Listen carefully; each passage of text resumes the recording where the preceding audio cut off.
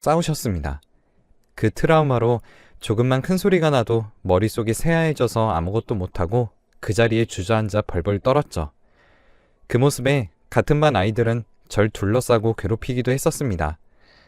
아버지는 그래도 집에서 다투실 때면 최대한 소리를 낮춰서 말씀하셨지만 어머니는 목소리가 큰 사람이 이기는 거라고 생각했던지 집안이 떠나가라 소리를 지르셨었죠. 부모님이 싸우신 이유는 늘 같았습니다.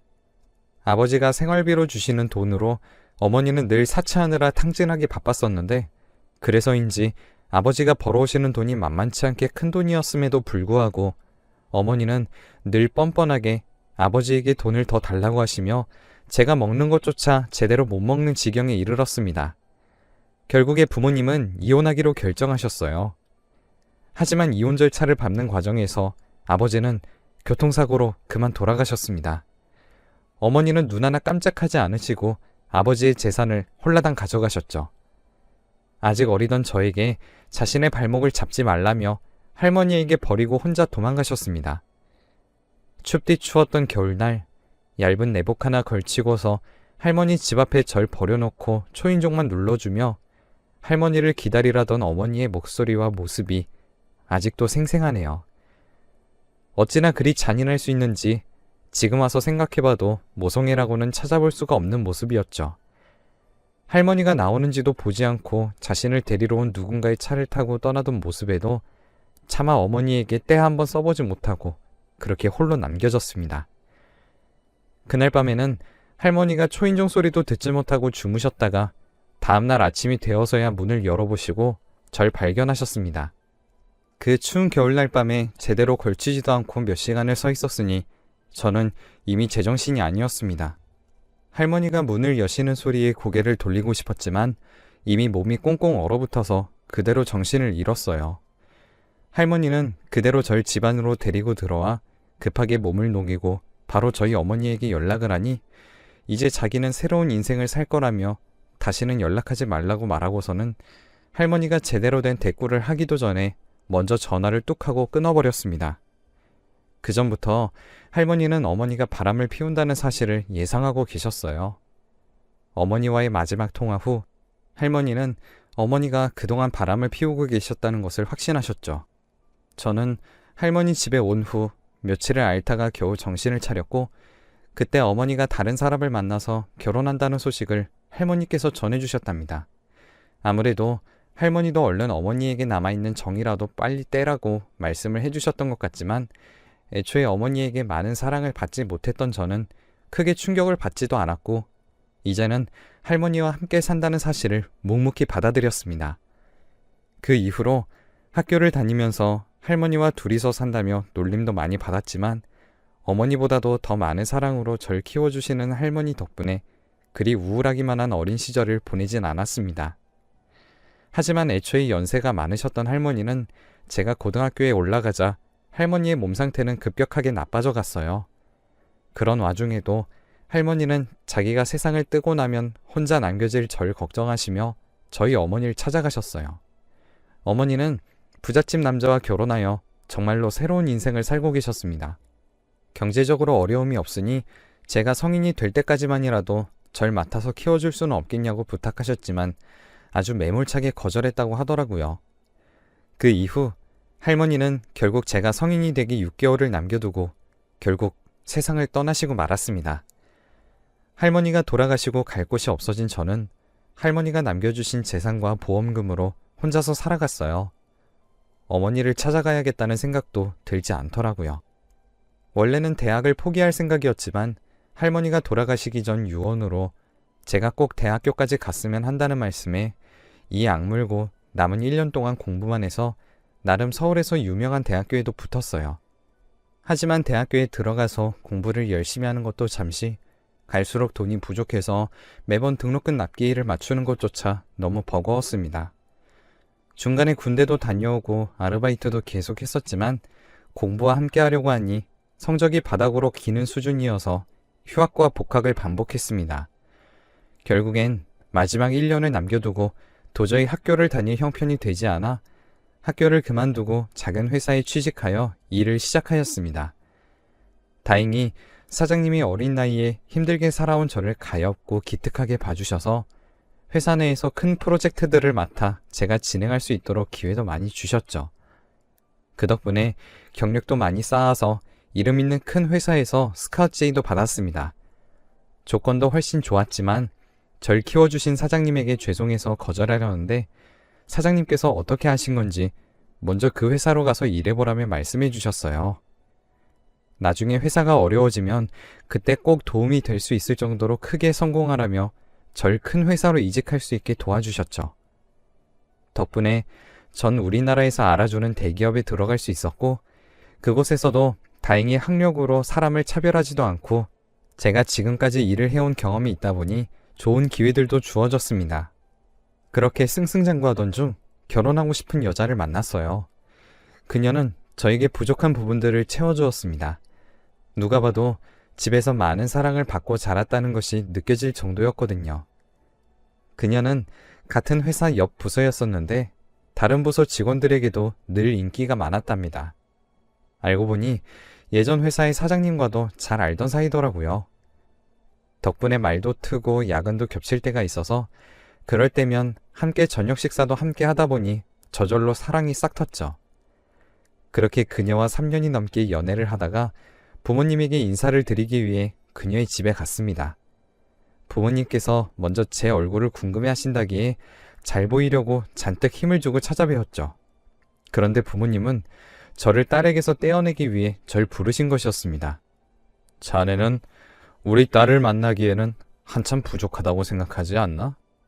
부모도 없이 자라서 대학도 제대로 못 나올 만큼 형편도 안 좋은 사람이 우리 딸과 결혼을 하면 불행하기밖에 더하겠어? 어디서 뻔뻔하게 우리 딸을 넘보는 건지 이해할 수가 없구만. 당신 같은 사람을 만나라고 금지옥엽으로 키운 게 아니야.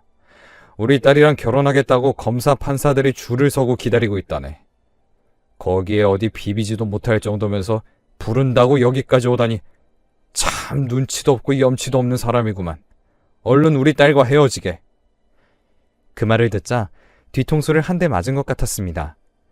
그녀도 아버지가 그렇게 나올 줄은 상상도 못했는지 아버지를 말리려 했지만 어머니가 그걸 막아서며 그녀를 데리고 밖으로 나가버렸습니다. 그리고 집으로 돌아오는 길에서 아무리 생각해도 아버님의 말씀이 다 맞았어요. 저는 쥐뿔도 없는 사람이었고 그녀는 저에게 분에 넘칠 만큼 가진 것도 많고 과분한 사람이었습니다. 그러니 아버님이 그렇게 몰아붙이셔도 저는 할 말이 없었죠.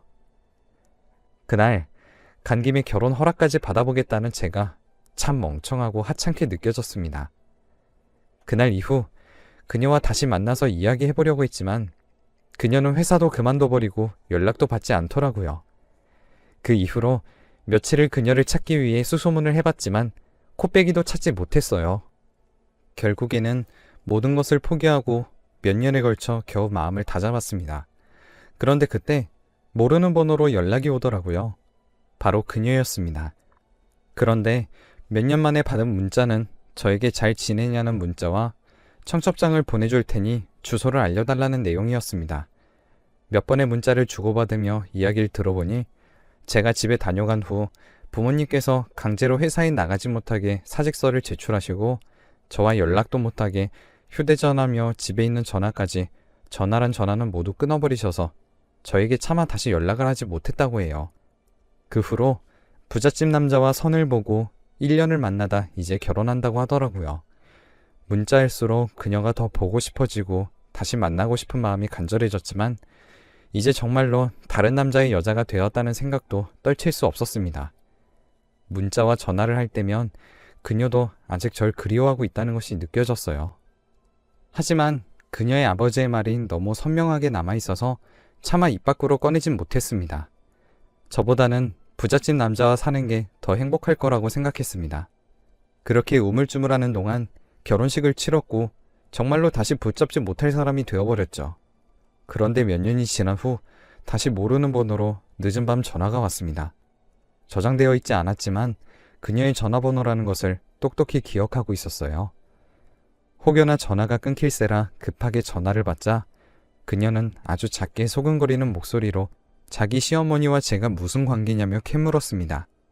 어리둥절해진 저는 그게 무슨 소리냐며 당신 시어머니를 내가 어떻게 알겠냐며 물어보니 그녀는 제가 했던 어릴 적 이야기와 자기 시어머니의 이야기를 들으니 둘이 하는 말이 똑같다면서 아무래도 제 어머니인 것 같다고 하더라고요. 하지만 저와 어머니의 인연은 끊어진 지 이미 오래전이고 저에게 부모님은 없다고 생각하고 살았기 때문에 그게 무슨 문제인지 알 수가 없었습니다. 그러자 그녀는 시어머니를 보면 제 얼굴과 닮아서 자꾸 제 생각이 난다며 여기서 도망치고 싶다고 말했습니다. 길게 통화하지는 못해서 구체적으로 무슨 일이 있었는지 알 수 없었지만 목소리만 들어봤을 때는 분명 결혼 생활에 문제가 생긴 게 틀림없었습니다. 그 이후로 그녀는 가끔씩 저에게 전화가 와서 자신의 시집살이를 한탄하기도 했었죠. 자기 부모님 때문에 강제로 한 결혼이니 남편을 사랑하지도 않는데 시어머니는 자기를 못 괴롭혀서 안달이라며 울더라고요. 어찌나 심한지 음식간이 싱거우면 이렇게 싱거워서 어떻게 먹냐며 소금을 아주 들이부어 놓고선 다 먹으라며 안 먹으면 음식을 온 바닥에 버려놓고 치우라고 한다고 하더라고요. 그 모습은 어렸을 적 아버지와 다투시면 꼭 밥상에 올려진 음식들을 바닥에 흩뿌리며 아버지에게 먹지 말라며 하시던 모습과 닮아 있었습니다. 그녀의 이야기를 들어보니 어머니는 아버지와 이혼을 결심한 후로 밖에서는 미혼인 척 아가씨 행세를 하며 병원장 아들이었던 남자와 만났고 아버지가 돌아가시자마자 재산을 모두 가지고 돈 많은 집안의 자식인 척하고 그 남자와 결혼했다는 겁니다. 그리고 바로 그녀의 남편을 낳았고요. 이야기를 들을수록 어머니란 사람에게 치가 떨렸습니다. 저와 할머니는 그렇게 가진 것 없이 남겨져서 춥고 배고픈 시절을 보냈는데 자기는 혼자 그렇게 잘 먹고 잘 살았다는 사실을 들으니 너무 분했어요. 그리고 제 이복 동생인 그녀의 남편도 어머니와 어찌나 닮아 있는지 하는 짓이 갈수록 어머니와 판박이가 되어서 그녀를 괴롭힌다는 이야기도 들었습니다. 술만 먹고 들어오면 그녀에게 손찌검까지 할 때가 있다고 하더라고요. 그러면서 의처증도 심해서 어디 밖에 나가기만 하면 어딜 나가냐면서 남자를 만나는 거라고 자기 혼자 확신하고서는 방에서도 못 나오게 한다고 해요. 가끔씩 그녀의 전화가 며칠씩 끊길 때가 있었는데 전화가 오지 않는 며칠이 남편이 갑자기 의심을 하면서 그녀의 전화를 모두 빼앗아 방에서 못 나오게 한다는 겁니다. 그 이야기를 듣고 도저히 안 되겠다는 생각이 들어서 그녀와 집을 빠져나올 계획을 세웠어요. 밤에 몰래 그녀가 배가 아프다는 핑계를 대고 계속 화장실을 들락거리는 척하다가 집 밖으로 나오면 제가 기다리다가 바로 그녀를 차에 태워서 그녀의 친정이든 멀리 지방이든 도망갈 수 있도록 해주는 것이었습니다. 그동안 남편과 시어머니가 어찌나 연기를 잘하는지 평소에는 그녀를 잘 챙기고 친정에만 가면 그녀를 계속 감시하고 있다고 하더라고요. 한 번은 어머니와 아버지에게 시집살이가 힘들다고 털어놓았더니 오히려 시어머니와 남편을 두둔하며 그래도 버텨보라며 이제 친정이 아니라 시집이 제 집이라고 하신 이후로는 친정에는 도움을 바라지도 않고 말해봤자 소용도 없으니 포기했다고 합니다. 그래서 그때 생각난 저에게 매번 연락을 하며 하소연을 했던 거였어요. 그리고 그녀와 약속한 당일에 그녀는 무사히 집을 빠져나와 제 차를 탔습니다. 그녀는 일단 멀리 그 사람들이 찾을 수 없는 곳으로 도망치자고 했고 저희는 고속도로까지 타고 지방으로 떠날 계획이었습니다. 그러다 중간에 화장실을 들리러 휴게소에 들렸어요. 그런데 화장실에 다녀오겠다던 그녀는 한참을 기다려도 오지 않더라고요. 걱정되는 마음에 휴게소 곳곳을 찾아다녔지만 그녀를 찾지 못했습니다. 저는 험한 일이라도 당한 건가 라는 생각에 걱정이 되어 경찰서에 찾아가 신고를 했어요. 그런데 그녀의 정보를 불러주자 오히려 경찰들은 절 붙잡았습니다. 당황스러워 이게 무슨 짓이냐고 화를 냈지만 오히려 제가 그녀를 납치한 사람이라며 발뺌하지 말라고 하더군요. 한밤을 경찰서 한켠에 갇혀 있는데 익숙한 얼굴이 보였습니다. 부정하고 싶었지만 정말로 저와 많이 닮아 있더군요. 제 어머니는 절 보고서 놀라지도 않고 걸어와 제 앞에 섰습니다. 내가 모를 줄 알았니? 너희 머리 위에 내가 있어. 술을 써도 그렇게 얕은 술을 쓰면 다 보이는 걸 모르는구나. 이렇게 멍청하게 내 피를 물려받은 아들이라고. 아직까지도 그렇게 구질구질하게 살고 있는 걸 보니 아빠랑 똑 닮았네. 며느리는 우리가 알아서 단단히 교육시킬 테니까 넌 이제 포기하고 네 인생이나 살아. 네가 누굴 도와줄 처지긴 하니? 어찌나 뻔뻔하던지 그 여자는 그래도 아들이라는 정이 있어서 풀어줄 테니 저에게 다시는 얼씬도 말라고 하고서는 다시 돌아갔어요. 그날 이후로 그녀에게서 전화는커녕 문자 한 통도 오지 않았습니다. 저도 많은 고민을 했었지만 제가 도와줄 방법이 없으니 발만 동동 굴렀죠. 그렇게 한참을 고민하다가 그녀의 집으로 찾아갔습니다. 그녀가 살고 있는 집이 아닌 친정으로요. 그녀의 아버님과 어머님에게 그동안의 이야기를 모두 말씀드렸습니다. 하지만 아버님은 어디서 잘 살고 있는 가정을 파탄내려고 하냐며 소금이며 물이며 뿌리시며 저를 내쫓으셨습니다. 제발 제 말을 믿어달라고 문 앞에서 소리를 쳤지만 이래서 근본도 모르는 사람이랑은 상종도 하지 말아야 한다는 말만 돌아왔죠. 제가 할 수 있는 방법은 최대한 해봤지만 결국 모두 실패로 돌아갔고 저도 결국엔 포기할 수밖에 없었습니다. 그래서 저도 결국 모든 걸 포기하고 그녀의 전화번호도 차단해버렸어요. 이제 제가 도와줄 수 있는 것도 없었고 오히려 저와 연락한다는 사실을 또 한 번 남편이든 저희 어머니든 알게 된다면 더 힘들어질 것 같아서 제가 먼저 번호를 차단했습니다. 그런데 몇 달이 지나고 그녀의 소식이 문자로 날아왔습니다. 그녀의 장례식장을 안내하는 내용이었어요. 그 문자를 보자마자 저는 급하게 장례식장으로 뛰어갔습니다. 장례식장으로 들어서니 그녀의 남편이었다는 제 이복동생도 있었습니다. 그녀의 영정사진 앞에 서자 주체할 수 없을 만큼 눈물이 흘렀습니다. 도저히 믿을 수 없는 상황에 그저 눈물만 주룩주룩 흘리고 있는데 어머니의 시선이 느껴졌습니다. 버럭 화를 내고 싶었지만 그럴 힘도 없었어요. 그때 그녀의 아버지가 절 발견하셨습니다. 저를 데리고 밖으로 나오셔서는 정말 미안했다면서 사과하시더라고요. 그러면서 응급실에 딸이 있다는 소식에 급하게 달려가셨을 때 그녀가 술에 취해 강가를 걷다가 물놀이를 하자며 갑자기 물속으로 들어갔고 남편과 시어머니가 건져낼 틈도 없이 깊은 곳에 빠져서 그대로 사망했다고 사돈이 말했다 하더라고요. 아버님은 믿을 수 없다는 표정이셨습니다. 그도 그럴 것이 그녀는 원래 술을 마시지 않았고 물이라면 질색을 하는 물 공포증이 있다는 사실이 떠올랐습니다. 그런데 아버님도 저와 같은 것을 느낀 것인지 자기가 딸을 죽인 거라며 딸의 이야기를 제대로 들었더라면 이런 일이 벌어지지 않았을 거라며 자책을 하고 계셨죠. 그 모습을 보니 아무래도 그녀의 죽음에는 숨겨진 무언가가 있을 것이라 확신했습니다. 장례식이 끝나고 저는 그녀의 번호를 차단해 놨었다는 사실이 떠올랐습니다. 차단된 메시지함을 들어가 보고 저는 놀랄 수밖에 없었습니다. 메시지함은 그녀가 힘들다며 살려달라는 내용이 가득했기 때문입니다. 심지어는 그녀가 죽기 직전에 저에게 남긴 음성 메시지에는 그녀를 밀어버리는 소리가 함께 녹음되어 있었고 저는 그 문자를 그대로 경찰에 제출했습니다. 그 문자를 보면 그녀는 사고보다는 죽임을 당한 것에 더 가까웠어요. 저와 아버님이 평소에 물과 술을 좋아하지 않았다는 증언을 했습니다.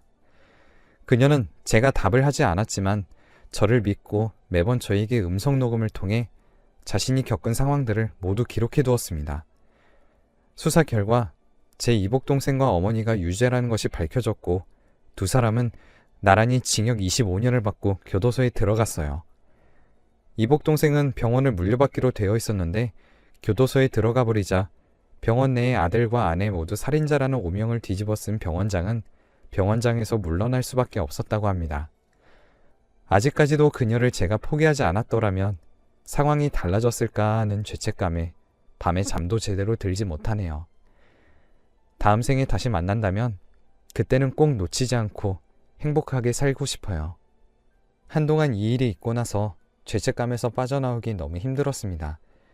제가 그녀를 차단하지 않았다면 살릴 수 있지 않았을까 하는 생각이 사무쳤죠. 꿈에서도 그녀가 나왔고 물만 보면 그녀가 생각이 났습니다. 그래서 정신과에 가서 상담도 여러 차례 받았네요. 몇 년 동안 주기적으로 병원에 가서 치료를 받고 약도 처방받으니 지금은 이렇게 여러분들 앞에서 얘기할 수 있을 정도로 나았어요. 이제 악몽을 꾸지도 않고 죄책감도 많이 덜어냈습니다. 그리고 이렇게 글로 풀었으니 더 훌훌 털어버릴 수 있겠어요. 다들 제 이야기를 듣고 많이 놀라셨을 거라고 생각합니다. 그래도 그녀를 힘들게 했던 사람이 죗값을 받게 되어서 다행이라고 생각해요. 제 이야기는 여기까지입니다. 들어주셔서